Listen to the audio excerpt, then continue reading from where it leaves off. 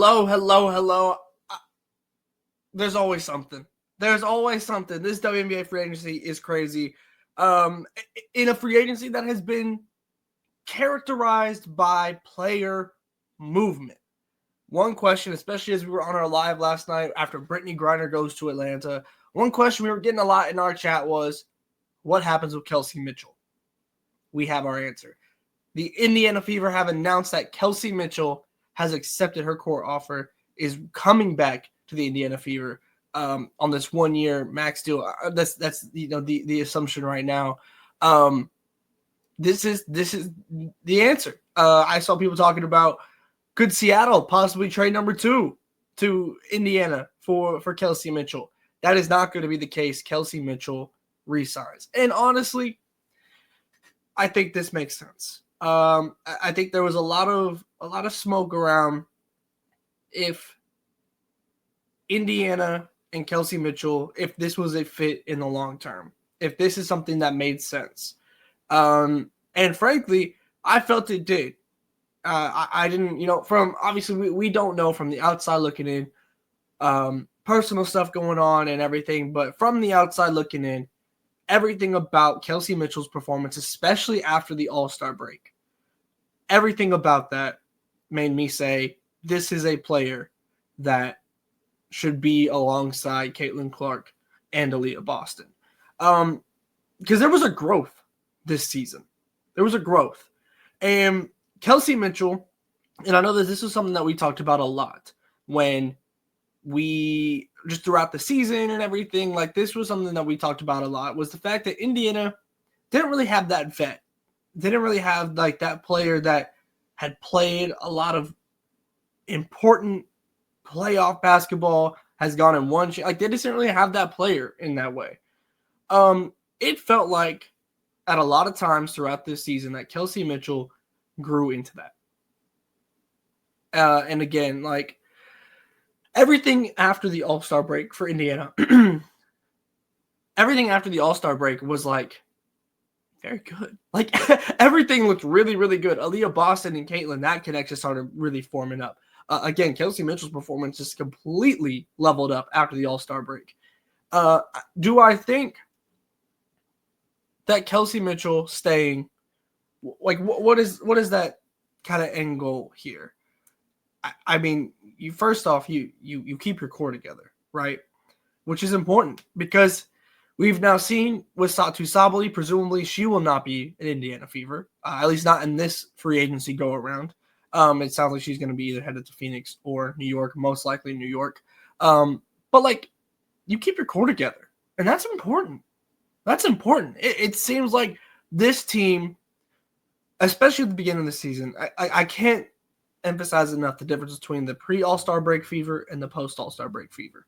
Like Kelsey Mitchell was averaging, if you take out the last game where she only played 4 minutes, if you look at the regular season after the All-Star break, she averaged 25 points per game. You're putting 25 points next to Caitlin, and again, their connection was getting better. The Caitlin and AB connection was getting better.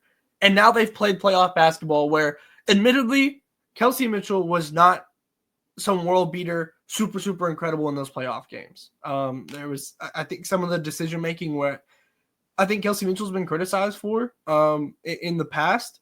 Read its head a little bit in those playoff games, but that's okay in the long term of this. I feel like I don't look at those games and be like, well, she's not the one. She's not gonna, like, she's not the player to keep next to Caitlin long term.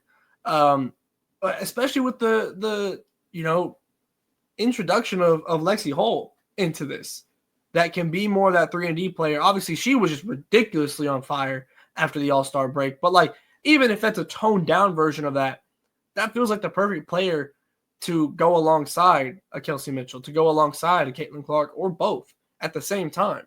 And so for the Fever to convince Kelsey Mitchell to stay, at least for this 1 year, absolutely raises both their floor and their ceiling. I don't think there's any doubt about that. And if they're coming, if now the All-Star break form becomes the baseline, if that can become the norm for the Indiana Fever, I had said this in a past Ball Up Top episode, I could see the Indiana Fever making it to the conference finals.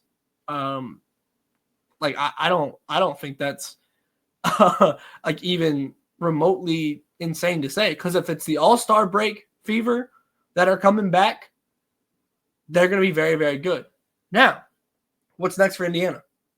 Because Satu's not coming. It surely doesn't sound like that. Could be a shift. But from every reporting that we've seen right now, there's not interest in Indiana.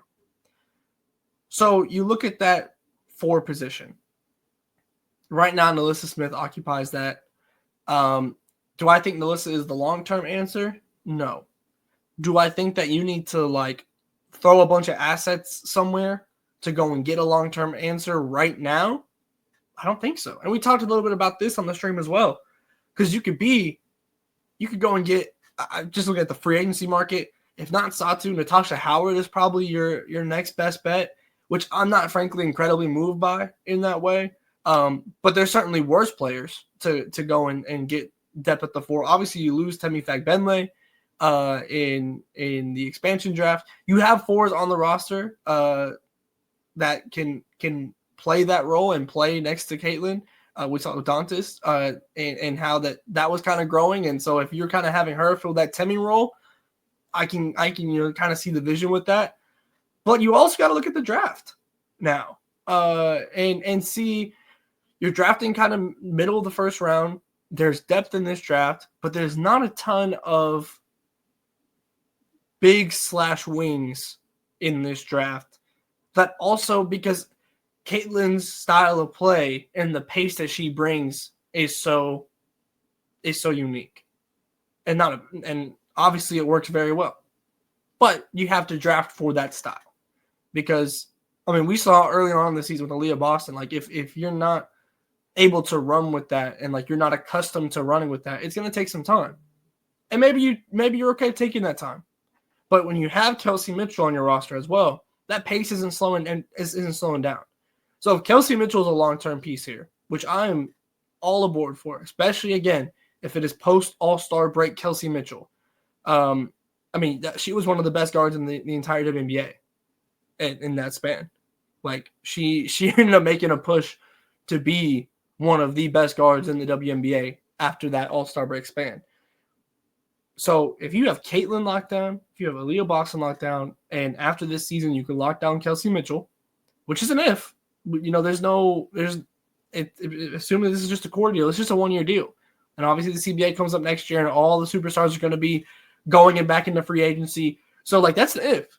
But if that is your core 3 and you're able to either draft someone this year to be even just like if it ends up being more of a depth piece in the long term, but just, the 2 names that got brought up last night on stream were Anissa Morrow and Janiyah Barker.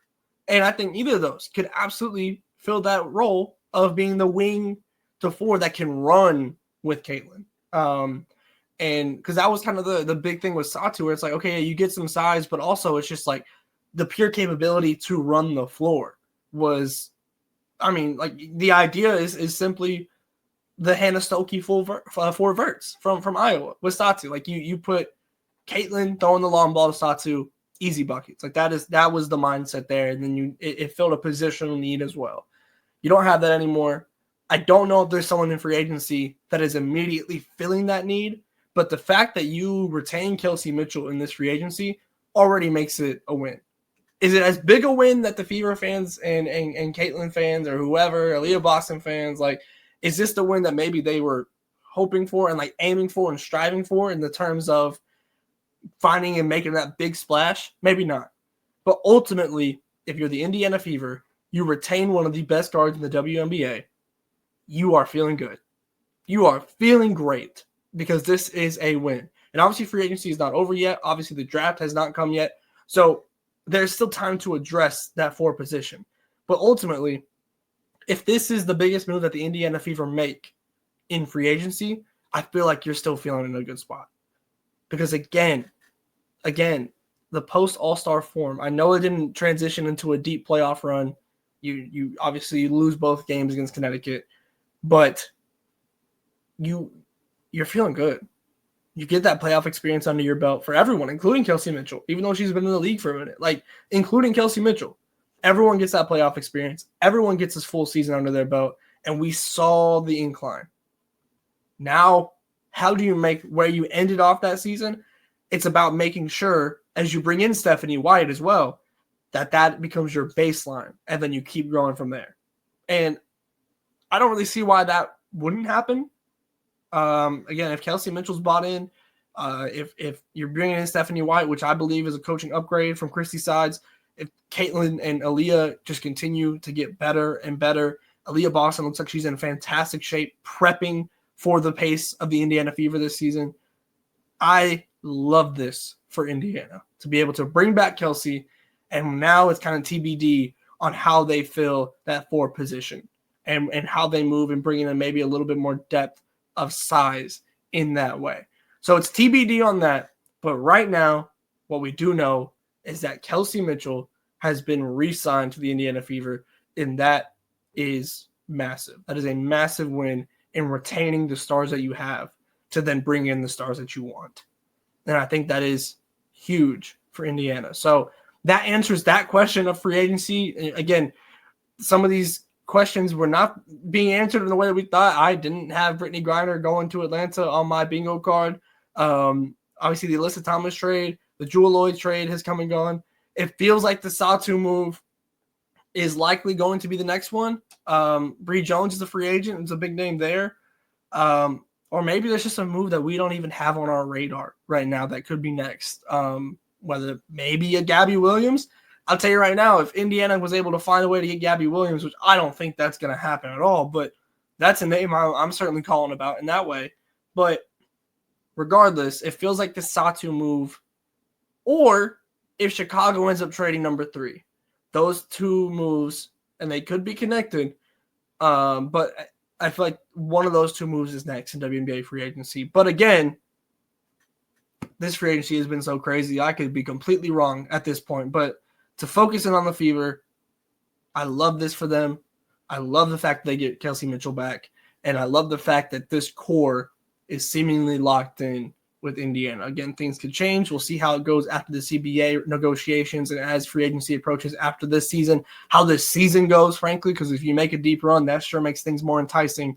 But right now, what we do know is that Kelsey Mitchell is staying in Indiana, and that is an absolute win for the Fever, for Caitlin Clark, for Aaliyah Boston, for Stephanie White, for this organization. Everything about it is a win to me. I love it for the Fever. Let me know what you think, though, down below in the comments, and what you think the next move is going to be. But again, free agency is here. We're going to keep reacting to it as stuff happens. As soon as you find out, we find out, and we tell you our thoughts. That's how we've kind of been operating. I haven't been able to leave this desk the entirety of free agency. And again, contracts can't even be signed for a couple more days officially. So we're kind of, this is all going to start really ramping up, and a lot of deals will be made very early on at the beginning. I'm loving all the movement. I'm loving the excitement about this, and I'm loving the fact that you guys are staying tapped in here with no cap space. So make sure you're subscribed here. You're subscribed on the website as well, nocapspacewbb.com. This is a massive, massive, massive month for No Cap Space, so make sure you're tapped in and hit the bell here on YouTube. So in case you're missing a move potentially, you can be alerted when we either drop a video or go live, so you can find out our immediate thoughts on these moves. Kelsey Mitchell to the Fever is here. We're going to be, I'm sure, expanding this conversation as well, but I'll see you next time.